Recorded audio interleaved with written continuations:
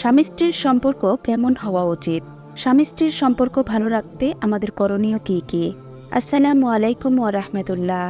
সুপ্রিয় দর্শক মণ্ডলী, আশা করি মহান আল্লাহ তাআলা রাব্বুল আলামিনের অশেষ মেহেরবানি ও দয়ায় আপনারা সকলেই ভালো আছেন। প্রিয় দর্শক, আজকের ভিডিওটি অত্যন্ত গুরুত্বপূর্ণ হতে যাচ্ছে, তাই ভিডিওটি না টেনে একেবারে শেষ পর্যন্ত দেখুন। ভিডিওটিতে এখনই একটি লাইক দিয়ে আমাদের চ্যানেলটি সাবস্ক্রাইব করে দিন। এই ভিডিওটি প্রত্যেক স্বামী স্ত্রীর অবশ্যই দেখা উচিত। ভিডিওটি শুরু করার আগে আসুন একটু প্রার্থনা করে নেই। হে আল্লাহ, হে রাব্বুল আলামিন, ইয়া আরহামার রাহিমিন, আমাদের প্রত্যেকের দাম্পত্য জীবন সুখী, সমৃদ্ধি ও শান্তিময় করে তুলুন, আমিন। যারা তাদের দাম্পত্য জীবনকে সুন্দর করতে চান তারা অবশ্যই কমেন্টে আমিন লিখুন। প্রিয় ভাই ও বোনেরা, তাহলে চলুন মূল ভিডিওটি শুরু করা যাক। স্বামী স্ত্রীর পারস্পরিক সম্পর্ক গড়ে ওঠে বিশ্বাস ও আস্থার উপর। দুজনের মধ্যে সম্পর্ক কেমন হবে তা তাদের নিজেদের উপরেই নির্ভর করে। দুজন দুজনকে সমান গুরুত্ব দিলে, বিশ্বাস করলে সম্পর্কে ছেদ পড়ার তেমন কোনো সম্ভাবনা থাকে না। দুজনের এই মধুর সম্পর্ককে আমরণ টিকিয়ে রাখতে দুজনেরই বিশেষ কিছু খেয়াল রাখতে হবে। সেরকমই বিশেষ কয়েকটি পয়েন্ট তুলে ধরা হলো। নাম্বার 1, দেখভাল করা। একজন আরেকজনের ভালো মন্দ, নিরাপত্তা, স্বাস্থ্য সহ সবকিছু দেখাশোনা করতে হবে। জীবনের শুরুতেই একজন আরেকজনকে এই বিষয়ে প্রতিজ্ঞা করা উচিত। নাম্বার 2, মনোযোগ দিয়ে শোনা। স্বামী বা স্ত্রী একে অন্যের কথা মনোযোগ দিয়ে শোনা উচিত। এমন যেন না হয় আপনি আপনার সঙ্গীর কথা শোনার প্রয়োজনীয়তা অনুভব করছেন না, আর সেই বিষয়টা তাকে বোঝাচ্ছেন। সবসময় দুজন দুজনকে গুরুত্ব দিতে হবে। নাম্বার 3, দৃঢ় বন্ধন। পরিস্থিতি যাই হোক না কেন, একজন যেন আরেকজনকে কখনো ছেড়ে না যান। সেই পরিমাণ মজবুত হতে হবে সম্পর্কের ভিত। নাম্বার 4, গোপনীয়তা। মানুষের জীবনে কম বেশি গোপন বিষয় বা ঘটনা থাকে। সেই ক্ষেত্রে একজন স্বামীর উচিত হবে স্ত্রীর গোপনীয়তা রক্ষা করা, আর স্ত্রীরও উচিত স্বামীর গোপনীয়তা রক্ষা করা। গোপনে যে বিষয় আছে তা যেন বাইরে না যায়, নিজেদের মধ্যেই থাকে। নাম্বার 5, সুখে রাখার প্রতিজ্ঞা।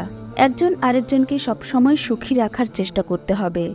মানুষের জীবনে দুঃখের সময় আসে, সেই সময় আপনার সঙ্গীকে মানসিকভাবে সমর্থন দিন। নাম্বার 6, সিদ্ধান্ত। দুজনে আলোচনা না করে কোনো সিদ্ধান্ত নেওয়া উচিত হবে না। কোনো বিষয়ের ভালো মন্দ দুজন আলোচনা করে তারপর সিদ্ধান্ত নিন। নাম্বার 7, সমান অধিকার। চেষ্টা করুন পরিবারের সবকিছু দুজন ভাগাভাগি করে করতে। এতে করে অনেক জটিল বিষয়ও সহজ হয়ে উঠবে। নাম্বার 8, সমস্যার সমাধান। জীবন চলার পথে অনেক সমস্যা আসবে, এইটাই স্বাভাবিক। কিন্তু যে ঝড়ঝাপটাই আসুক না কেন, দুজনে মিলে তা সমাধানের চেষ্টা করুন। নাম্বার 9, ভালোবাসা। জীবনের শেষ মুহূর্ত পর্যন্ত দুজন দুজনকে ভালোবাসার প্রতিজ্ঞা করুন।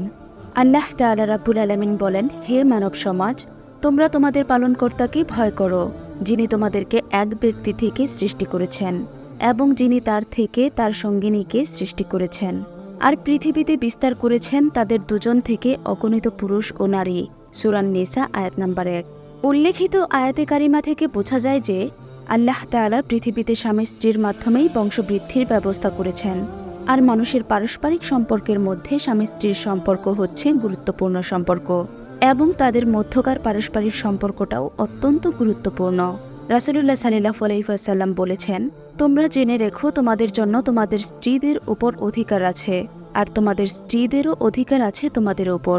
পুরুষদেরকে উদ্দেশ্য করে অন্য হাদিসে প্রিয় নবী সাল্লাল্লাহু আলাইহি ওয়াসাল্লাম বলেছেন, তোমরা স্ত্রীদের প্রতি কল্যাণকামী হও। স্বামী স্ত্রীর পারস্পরিক সম্পর্ক বা ভালোবাসা কেমন হবে, দাম্পত্য জীবনের সম্পর্ক কেমন হবে, তার বিবরণ ফুটে উঠেছে স্বয়ং বিশ্বনবী সাল্লাল্লাহু আলাইহি ওয়াসাল্লামের পারিবারিক জীবনে, যা মুসলিম উম্মাহর জন্য অনুকরণীয় আদর্শ। রাসূলুল্লাহ সাল্লাল্লাহু আলাইহি ওয়াসাল্লাম তার স্ত্রীদের সঙ্গে খেলাধুলা করতেন। একবার তিনি হযরত আয়েশা রাদিয়াল্লাহু তাআলা আনহার সাথে দৌড় প্রতিযোগিতা দিয়ে ইচ্ছা করে হেরে যান।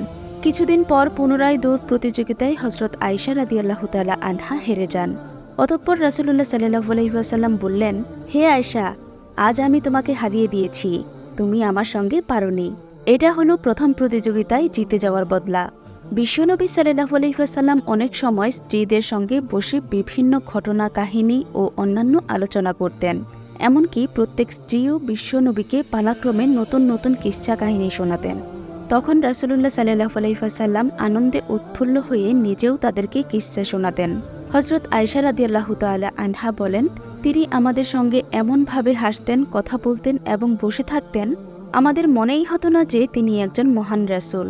তিনি কখনো তার স্ত্রীদের ভৎসনা তিরস্কার করতেন না এবং তাদের সঙ্গে কটাক্ষ ভাষায় কথা বলতেন না, বরং মায়া মমতায় মন জোড়ানো আকর্ষণীয় কথা বলতেন।